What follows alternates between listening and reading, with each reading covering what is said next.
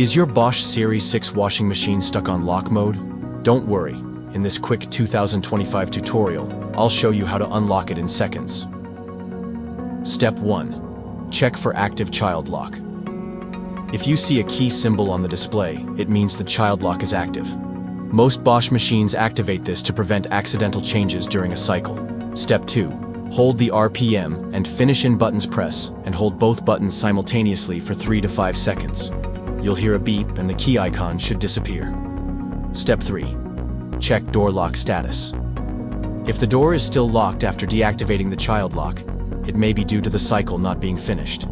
Wait a few minutes for the door to auto-unlock once the drum stops spinning. Step 4. Power cycle the machine. Turn the dial to the off position, unplug the machine, wait 60 seconds and plug it back in.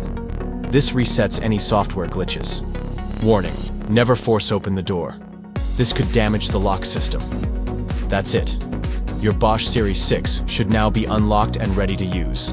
Like and follow for more appliance tips.